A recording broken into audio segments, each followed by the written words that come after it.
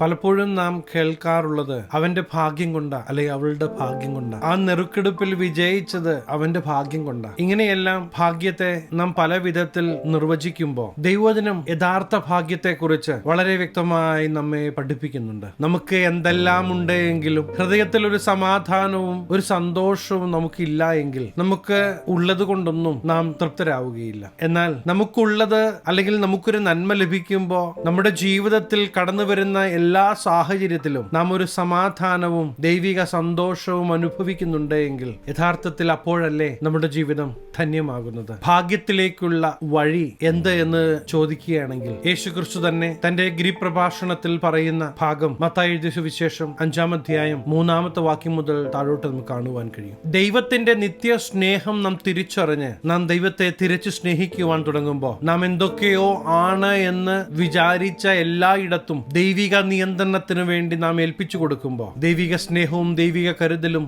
ദൈവിക പരിപാലനവും നമുക്ക് അനുഭവിക്കുവാൻ കഴിയും.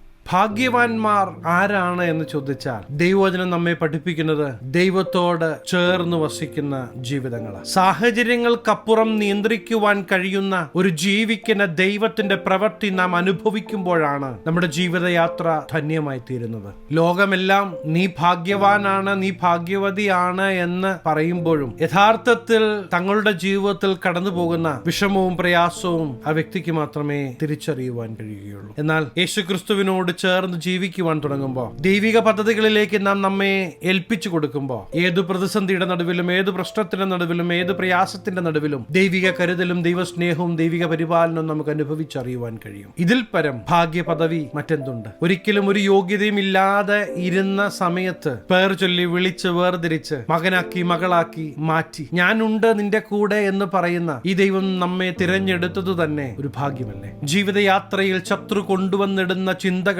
ക്യാൻസൽ ചെയ്യണമെങ്കിൽ ദൈവം നമ്മെക്കുറിച്ച് ആഗ്രഹിക്കുന്നത് എന്ത് എന്ന് നാം ഒന്ന് തിരിച്ചറിയേണ്ടത് ആവശ്യമാണ്. ലോകം ഒരാളെ ഭാഗ്യവാൻ എന്ന് വിളിക്കുന്നതിന് പല മാനദണ്ഡങ്ങളും ഉണ്ടാകാം. എന്നാൽ ദൈവം ഒരാളെ ഭാഗ്യവാൻ എന്ന് വിളിക്കണമെങ്കിൽ ലോകം കാണുന്ന മാനദണ്ഡങ്ങളിലുപരി മറ്റു ചിലത് അവനിൽ ഉണ്ടാകണമെന്ന് ദൈവം ആഗ്രഹിക്കുകയാണ്. 1-ാം സങ്കീർത്തനം 2-ാമത്തെ വാക്യത്തിൽ നമുക്ക് ഇപ്രകാരം കാണുവാൻ കഴിയും: യഹോവയുടെ ന്യായപ്രമാണത്തിൽ സന്തോഷിച്ച് അവന്റെ ന്യായപ്രമാണത്തെ രാപ്പകൽ ധ്യാനിക്കുന്നവൻ ഭാഗ്യവാൻ. അത് തന്റെ ജീവിതത്തിൽ ദൈവം ആഗ്രഹിക്കുന്നത് തിരിച്ചറിയുവാൻ, തന്നോട് സംസാരിക്കുന്ന ദൈവ ശബ്ദത്തെ തിരിച്ചറിയുവാൻ, തന്നെ കുറിച്ചുള്ള ദൈവഹിതം തിരിച്ചറിയുവാനെല്ലാം ദൈവവചനം നമ്മെ ശക്തീകരിക്കും. അങ്ങനെ ദൈവത്തോട് ചേർന്നിരിക്കുന്ന നിങ്ങളിലൂടെ ദേശം കാണത്തക്ക വിധത്തിൽ ദൈവിക ഫലം വെളിപ്പെടുക തന്നെ ചെയ്യും. അതേ പ്രിയ ദൈവത്തിലെ ചുറ്റുമുള്ളതെല്ലാം വാടിപ്പോയാലും ഏതൊക്കെ സാഹചര്യങ്ങൾ ജീവിതത്തിൽ കടന്നു വന്നാലും ദൈവവചനം ഉള്ളിലുള്ളത് കൊണ്ട്, ദൈവ സാന്നിധ്യം നിങ്ങൾ തിരിച്ചറിയുന്നത് കൊണ്ട് നിങ്ങളെ തളർത്തിക്കളവാൻ ഒരു ശക്തിക്കും കഴിയുകയില്ല എന്ന് തിരിച്ചറിയേണ്ടത് ആവശ്യമാണ്. മനസ്സ് മടുപ്പിക്കുന്ന പല ചിന്തകളും കടന്നു വന്നേക്കാം. എന്നാൽ ആ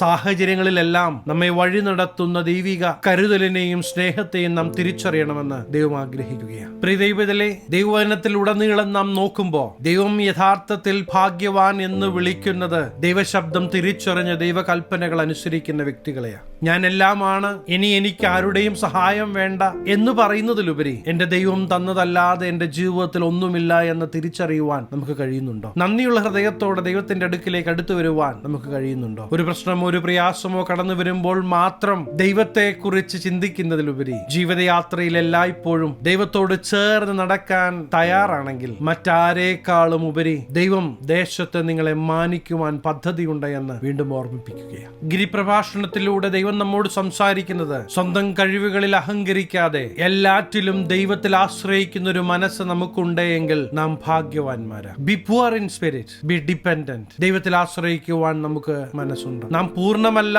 എന്ന് നാം തിരിച്ചറിയുമ്പോഴാണ് ആശ്രയത്തിന്റെ ആഗ്രഹം നമ്മുടെ ഹൃദയത്തിന്റെ ഉള്ളിൽ ഉടലെടുക്കുന്നത്. എന്റെ ജീവിതത്തിൽ എന്റെ ദൈവം തന്നതല്ലാതെ ഒന്നുമില്ല എന്ന് തിരിച്ചറിയുമ്പോഴാണ് ഒരു സബ്മിഷനും സറണ്ടറും നമ്മുടെ ജീവിതത്തിലേക്ക് കടന്നു വരുന്നത്.